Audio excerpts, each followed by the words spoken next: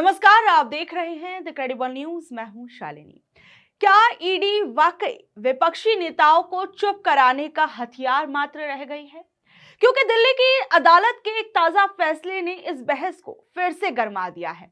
अरविंद केजरीवाल को 2 आपराधिक मामलों में बरी करते हुए कोर्ट ने न केवल उन्हें राहत दी, बल्कि ईडी की कार्यप्रणाली की कमियों को भी उजागर कर दिया है। और अदालत ने 2 टूक कहा कि ईडी अपनी मनमर्जी से कानून नहीं चला सकती है।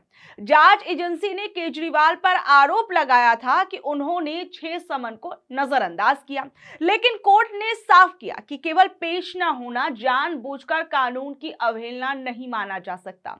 जज ने यह भी पकड़ा कि ईडी ने समन भेजने के लिए कानूनी प्रोसेस का पालन ही नहीं किया था। नियम कहता है कि समन व्यक्तिगत रूप से दिया जाता है, यानी फिजिकल तौर पर दिया जाता है, उस व्यक्ति को वहां पर जाके वो समन पहुंचाया जाता है। और साथ ही साथ में जो समन है व्यक्तिगत रूप से तो दिया ही जाता है और उसकी रसीद भी लेनी चाहिए, जबकि ईडी केवल ईमेल भेजकर अपना काम पूरा मान रही थी। अदालत की ये टिप्पणी बेहद गंभीर है कि जांच अधिकारी को याद रखना चाहिए कि आरोपी भी सबूत से पहले निर्दोष होता है। केजरीवाल के वकील ने भी कोर्ट में दलील दी कि समन भेजने का मकसद जांच करना कम और मुख्यमंत्री को राजनीतिक रूप से अपमानित करना ज्यादा था, क्योंकि समन ईमेल पर मिलने से पहले ही मीडिया में लीक कर दिए जाते थे। वहीं आप वकील को भी एक बार सुनिए। ईडी ने कंप्लेंट दायर की थी जो इस बिना पे थी कि जो समन्स इशू किए गए अंडर सेक्शन 50 उनके नॉन कंप्लायंस के ऊपर वो कंप्लेंट फाइल हुई थी। कोर्ट ने पूरे गवाहियां देखने के बाद, कागजात देखने के बाद उन्हें एक्विट कर दिया है। तो अरविंद केजरीवाल और अमानतुल्लाह के खिलाफ ये शिकायतें थी जी, ये कुल कितनी शिकायतें थी सर? 2 शिकायतें अमानतुल्लाह के खिलाफ थी और 2 अरविंद केजरीवाल जी के खिलाफ। तो आज कोर्ट ने जो है सारे मामलों में बरी किया है या किसी में डिस्चार्ज भी किया है? एक कंप्लेंट में अमानतुल्लाह जी को डिस्चार्ज किया गया है और एक में उन्हें एक्विट किया गया है। ये कंप्लेंट क्यों फाइल हुई थी सर, क्या कारण था इस केस के पीछे? सेक्शन 50 का नॉन कंप्लायंस था।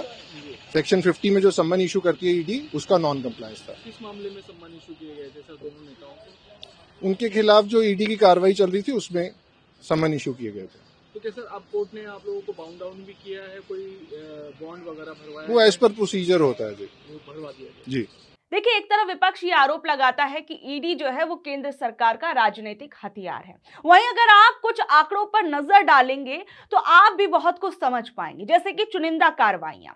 2014 से अब तक दर्ज हुए राजनेताओं के मामले में से 95% से अधिक केस केवल विपक्षी दलों जैसे कि कांग्रेस, आप, टीएमसी, जेएमएम आदि के खिलाफ हैं और सजा का नामो निशान नहीं है। सबसे चौंकाने वाली बात यह है कि पिछले 10 सालों में राजनेताओं पर 193 केस दर्ज हुए, लेकिन सजा सिर्फ 2 में हुई है, यानी सफलता की दर जो है वो 1% से भी कम रही है। और सुप्रीम कोर्ट ने भी जुलाई 2025 में सख्त टिप्पणी की थी कि राजनीतिक लड़ाई वोटरों के बीच होनी चाहिए, कोर्ट में या जांच एजेंसियों के जरिए नहीं होनी चाहिए। कोर्ट ने इसे संघीय ढांचे के लिए खतरा तक बता दिया था।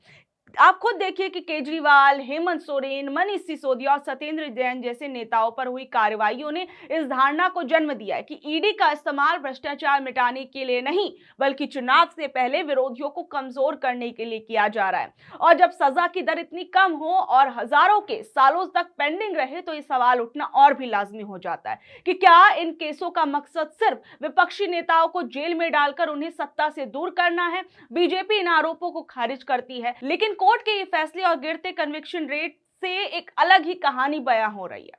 वहीं इस फैसले के बाद अरविंद केजरीवाल ने भी पोस्ट किया जिसमें उन्होंने सत्यमेव जयते लिखा और इसके अलावा कई आम आदमी पार्टी के नेताओं के बयान जो है वो सामने आए। जरा सुनिए। देखिए, दिल्ली के चुनाव जीतने के लिए भारतीय जनता पार्टी ने आम आदमी पार्टी के नेताओं पर झूठे मुकदमे लगाए। चुनाव से पहले सब नेताओं को गिरफ्तार करके 2-2 साल तक जेल में डाला गया और अब जब चुनाव खत्म हो गए तो ईडी के पास कोर्ट में बताने के लिए कुछ नहीं है।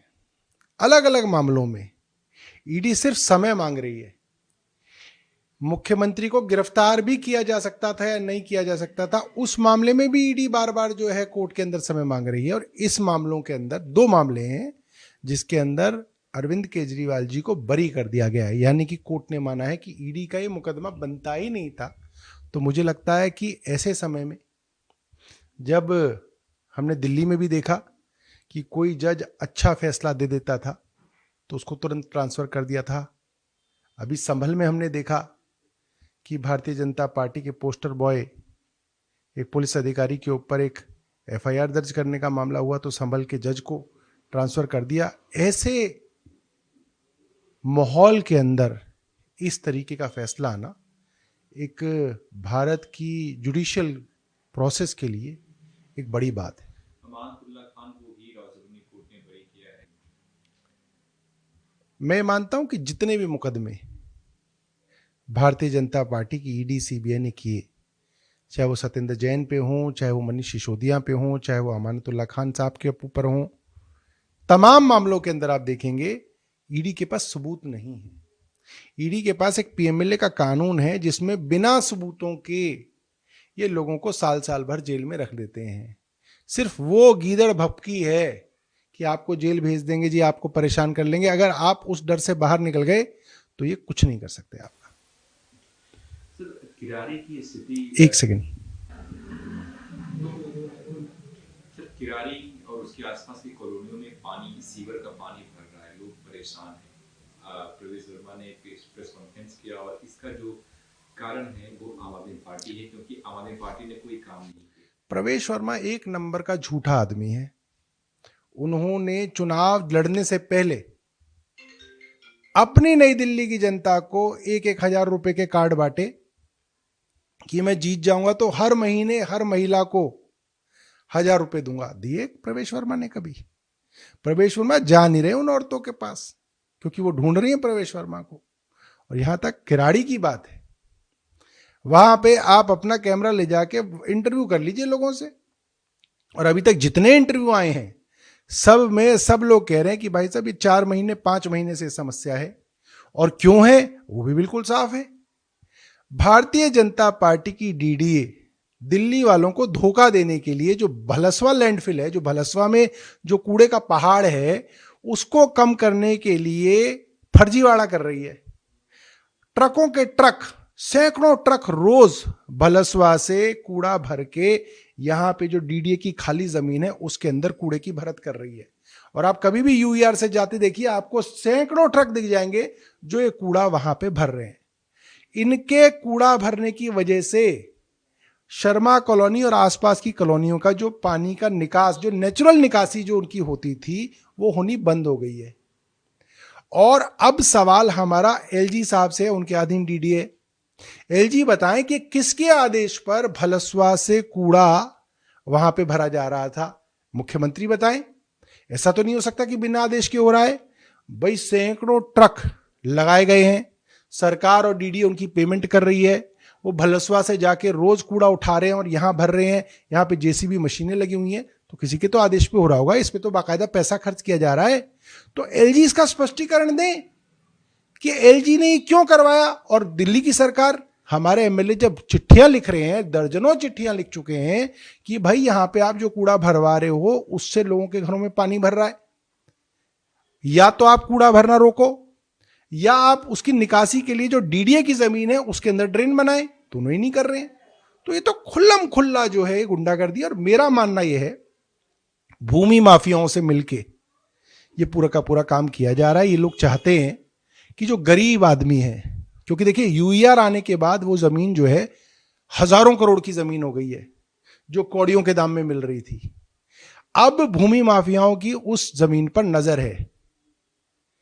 तो इन गरीब लोगों को, वैसे भी ये चाहते हैं कि जो बिहार यूपी से जो गरीब आदमी आया हुआ उसको वापस भगाया जाए। झुग्गियां तोड़ी जा रही हैं, अनऑथराइज कॉलोनियों के ऊपर बुलडोजर चलाए जा रहे हैं। शालीमार बाग, जहां रेखा गुप्ता जी खुद एमएलए हैं, वहां पे बुलडोजर चलाने की धमकी आ चुकी है। तो इस तरीके से पूरी दिल्ली के अंदर गरीब पूर्वांचली को, यूपी बिहार से जो आदमी आया है वो इनकी आंखों में चुभ रहा है, उसको ये वापस भगाना चाहते हैं। देखिए, सच की जीत हुई है। ये इस बात का प्रमाण है कि अरविंद केजरीवाल जी एक कट्टर ईमानदार नेता हैं। आम आदमी पार्टी का एक एक नेता कट्टर ईमानदार है। आप देखिए कि कोर्ट ने कहा कि ईडी के भेजे हुए समन्स इल्लीगल थे। इससे पहले पीएमएलए कोर्ट ने कहा कि ईडी द्वेष की भावना से काम कर रही थी और अरविंद केजरीवाल जी को बेल दी। उसके बाद सुप्रीम कोर्ट ने अरविंद केजरीवाल जी को बेल देते समय कहा था कि there is not enough evidence against Arvind Kejriwal ji. आपको ध्यान होगा कि कैसे बिना सैंक्शन लिए एक सिटिंग मुख्यमंत्री को अरेस्ट किया गया, वो भी इल्लीगल था। भाजपा ने अपने सहयोगी इन्फोर्समेंट डायरेक्टोरेट द्वारा ये पूरा एक केस अपने भाजपाई दफ्तर में लिखा और अरविंद केजरीवाल जी को बदनाम करने की साजिश थी, उनको अरेस्ट करना था क्योंकि भाजपा को दिल्ली की सत्ता पर काबिज होना था। भाजपा अरविंद केजरीवाल जी से काम की राजनीति में मुकाबला नहीं कर सकती, वो अरविंद केजरीवाल जी की नीतियों का मुकाबला नहीं कर सकती। तो सत्ता हासिल करने के लिए उन्होंने ये पूरा षड्यंत्र रचा था जो आज तहस नहस हो गया, एक बार फिर तहस नहस हो गया। आप आज दिल्ली में किसी से भी जाकर पूछेंगे तो वो बताएगा कि पिछले 10-11 महीने की भाजपा सरकार ने कैसे दिल्ली को बर्बाद कर दिया है। भाजपा गवर्नेंस में जीरो है, वो मुकाबला ही नहीं कर सकती थी काम की राजनीति का, इसलिए सारा झूठा केस रचा गया था जो आज ध्वस्त हो गया। अमानतुल्लाह मामले में उनको भी बरी किया है कोर्ट ने, इसको आप कैसे देखते हैं? देखिए, जैसा मैंने कहा, अरविंद केजरीवाल जी और उनका एक एक सिपाही कट्टर ईमानदार है। भाजपा ने ये सारी कहानियां सिर्फ सत्ता काबिज करने के लिए रची थी क्योंकि वो काम की राजनीति में अरविंद केजरीवाल जी का मुकाबला नहीं कर सकते। वहीं कोर्ट के इस फैसले के बाद बीजेपी नेता क्या कुछ कह रहे हैं, जरा एक बार उस पर भी नजर डालिए। सर, राउज एवेन्यू कोर्ट के दिल्ली आबकारी नीति मामले में ईडी द्वारा समन का एक मामला था, उसमें अरविंद केजरीवाल को बरी कर दिया गया है। ये सर ईडी के समन की अवहेलना करने के मामले में उनको बरी किया है। ये उनको कोई केस से बरी नहीं किया, केस वैसे ही चलेगा जैसे चल रहा था। सर, अमानतुल्लाह खान भी शामिल है। हाँ, अमतुल्ला खान भी उसी प्रकार से उनके जो समन से उसको ना मानने के कारण से, या उन समन पे पेश न होने के कारण से जो मामला था उसमें बरी किया गया है, परंतु केस से अभी बरी नहीं हुए, केस वैसे का वैसे ही चलेगा। तो बहरहाल ईडी को लेकर अरविंद केजरीवाल पर जो फैसला आया है उस पर आप लोग क्या कुछ कहेंगे, नीचे दिए कमेंट बॉक्स में जरूर बताइएगा। और ऐसी अपडेट से जुड़े रहने के लिए देखते रहिए द क्रेडिबल न्यूज। मैं हूं शालिनी, धन्यवाद।